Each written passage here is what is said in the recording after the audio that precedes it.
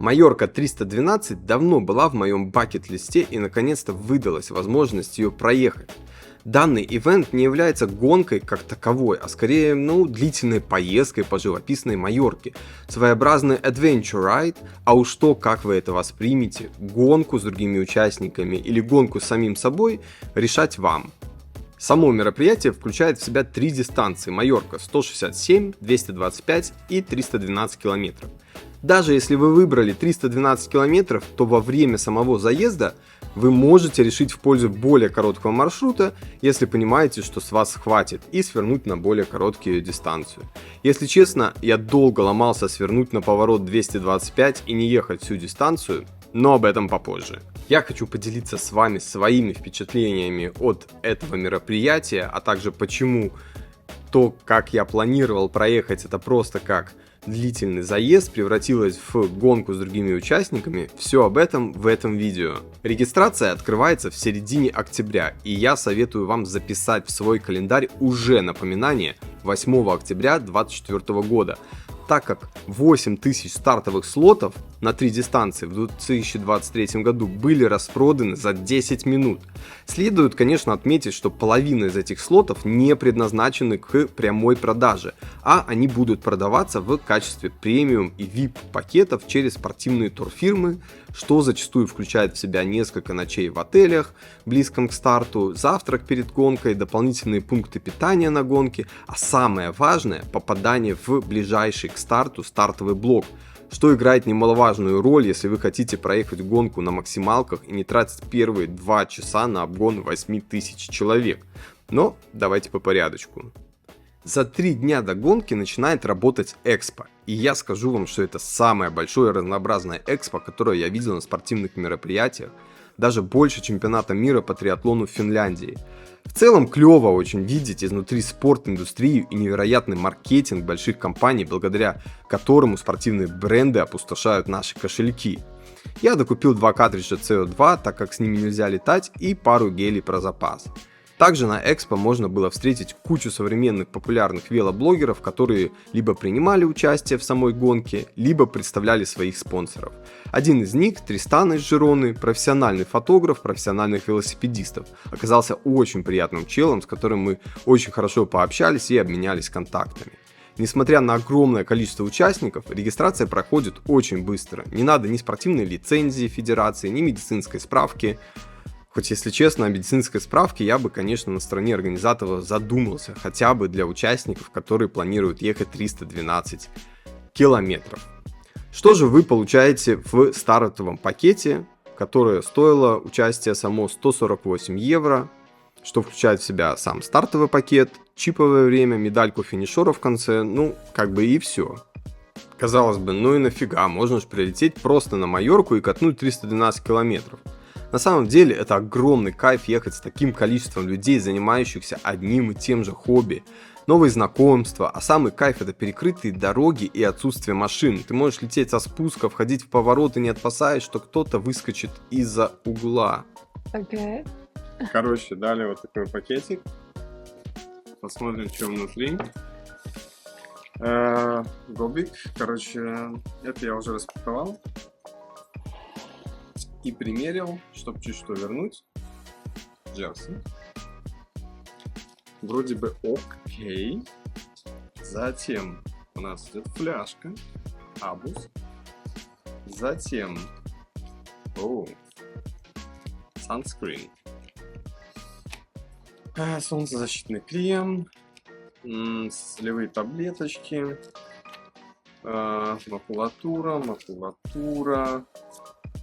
Макулатура.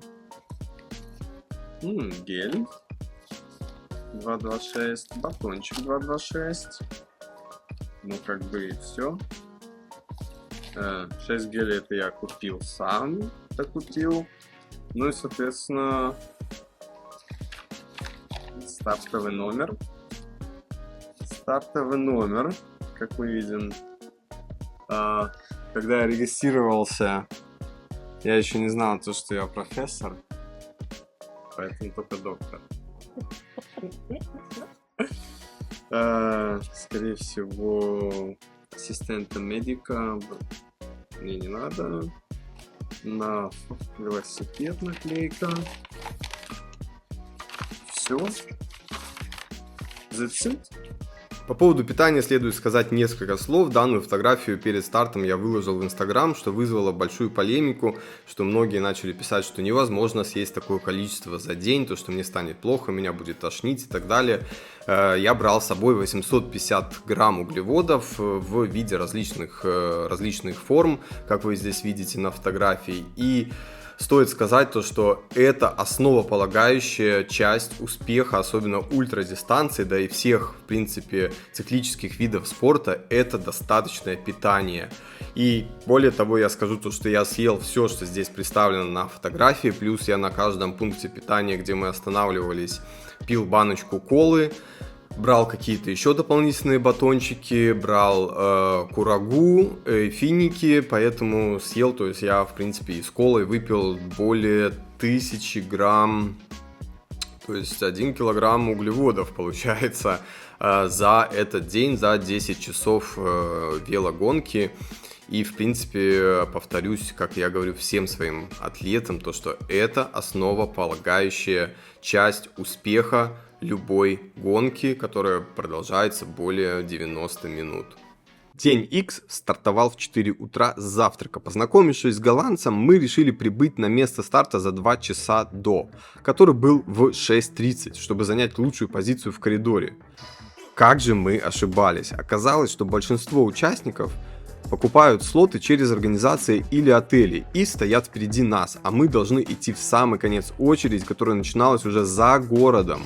Ну, и это, конечно, была просто жесть, так как каждый организатор лишь следил внимательно, чтобы мы не стали в премиум коридоры. И просто говорили: едьте туда, вот, да, вот, в конец, да, вот туда, вот за город. Итого мы были где-то в 3 километрах от стартовой линии. Ну и ладно, мы смирились на самом деле, расслабились и приняли ситуацию как есть. Хотя, может быть, переживать и стоит, потому что cut-off time на старте 30 минут всего, то есть старт дается в 6:30, а последний участник должен пересечь старт в 7 утра. Я пересек стартовую черту в 6:47, то есть спустя 17 минут после начала старта. И мы общались с некоторыми участниками, которые принимают уже участие 2-й, 3-й, 5-й раз на Майорке 312, и они говорят, что бывают действительно случаи, когда люди, еще не начав ехать, просто уже не попадают в общую классификацию, потому что они пересекли стартовую черту после катов финиша. Первые 25 километров представляли собой плоский участок от Алькуди до начала подъема на Коль-де-Феменью, где можно было обгонять более медленных участников, сбиваться в группки более активных ребят и в целом наслаждаться прекраснейшим рассветом. Так как день предстоял быть долгим и жарким, я решил ехать в длинное летнее велоджерси для того, чтобы свести к минимуму воздействие ультрафиолетового излучения и снизить затраты организма на борьбу с воспалением из-за солнечного воздействия.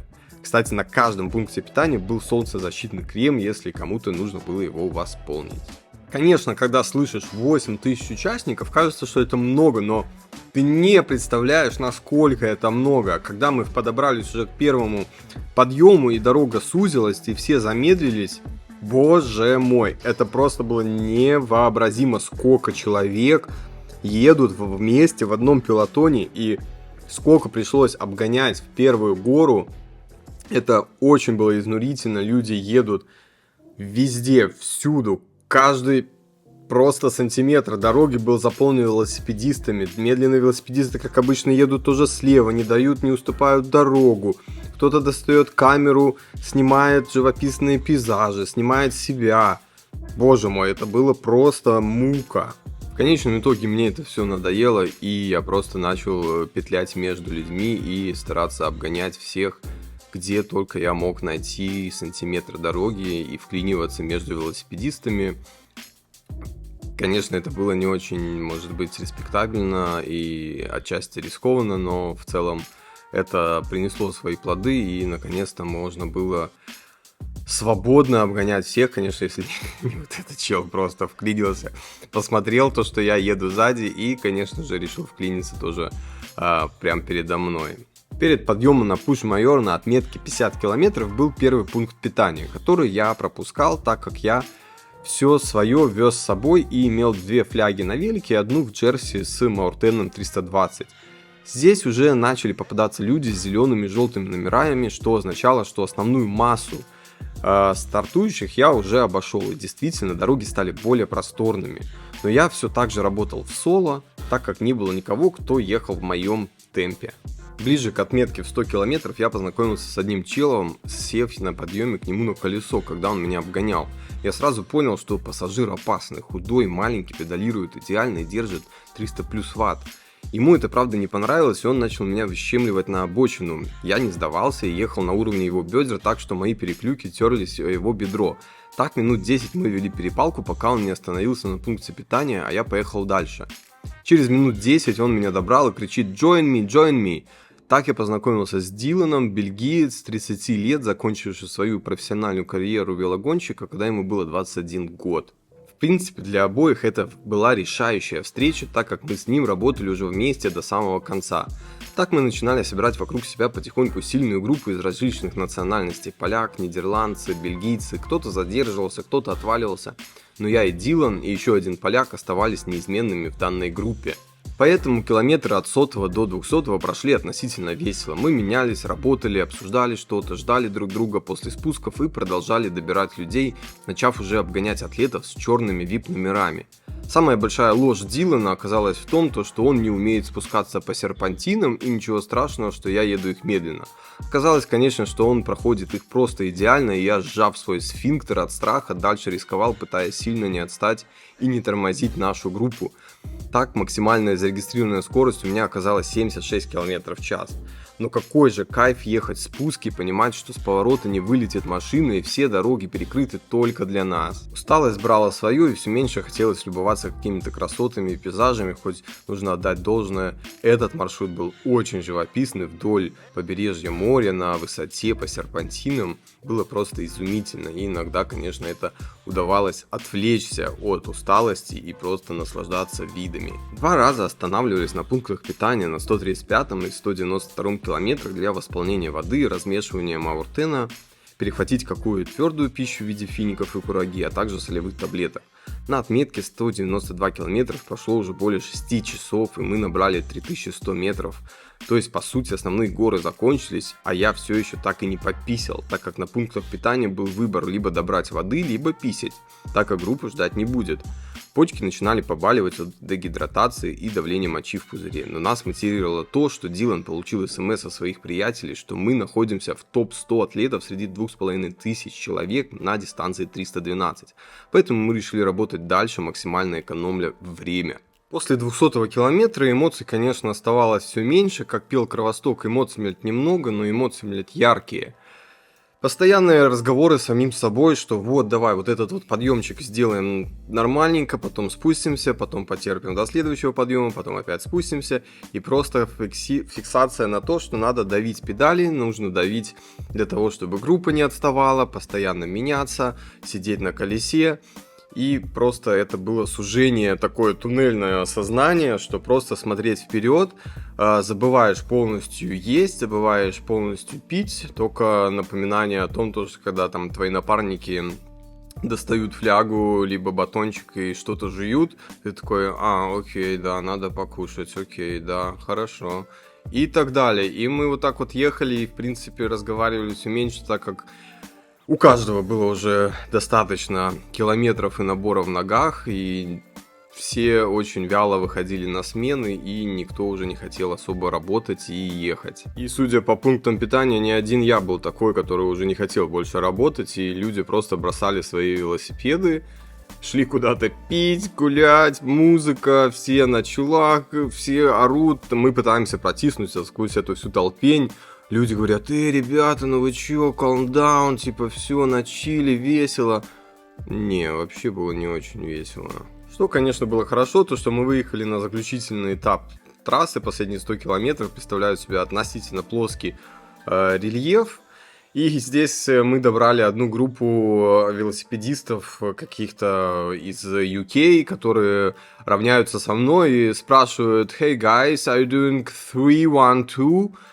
И мой мозг просто уже не понимает, что от меня хотят, какие 3-1-2. Я говорю, yes. why not? Он говорит, нет, типа, чё, 3-1-2?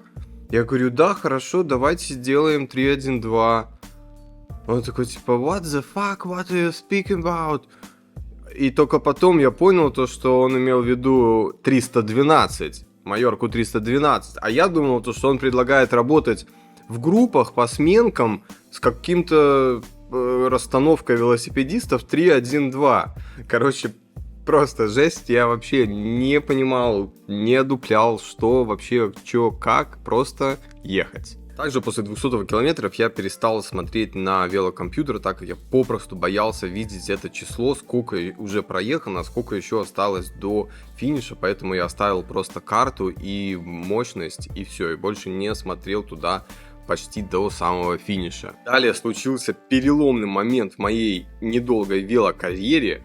Мы догнали и обогнали Альберто Контадора, который проколол покрышку и стоял на обочине и ее менял. Конечно, мы сразу не поняли, кто это, но потом это просто было вообще такой предмет для обсуждений. За 30 километров до финиша произошел следующий яркий момент в данном мероприятии. Окрестности Алькудии я очень хорошо знаю, поэтому я уже понимал то, что мы приближаемся к финишу, и настроение заметно прибавилось, все в группе оживились, все начали общаться, все начали резко смеяться, все начали благодарить друг друга за хорошую проделанную работу вместе. И, в принципе, так мы и въехали в финишный створ, оказавшись то, что я, Дилан и вот этот поляк заняли, соответственно, 80, 81, 82 место, я 82 место, среди 2500 участников, стартовавших Майорку 312. На такой результат я, конечно, и не рассчитывал изначально. Финишное время вышло, то есть мы проехали за 10 часов всю дистанцию. Первый участник вроде бы проехал за 9 часов 12 минут, что, конечно, для меня невообразимо, но, опять же, то, что я вам говорил, если вы хотите ехать на какие-то топ-призовые места, обязательно покупайте VIP-пакет для того, чтобы стартовать в самом начале дистанции, в самом первом створе стартовом. После финиша я бы не сказал, что у меня было очень много эмоций. В основном я, конечно, в принципе не хотел ни говорить, ни есть, ни пить, а просто сидеть и молчать, уставившись в одну точку, сказав себе то, что я никогда в жизни больше не поеду такой ерунды. Хоть по прошествии уже месяца после старта, почему бы и нет через пару лет попробовать проехать это еще раз, потому что на самом деле мероприятие безумно классное, яркое, интересное и очень динамичное. Поэтому, кто раздумывает над Майоркой 312, я в любом случае рекомендую вам когда-нибудь хоть раз в жизни ее сделать.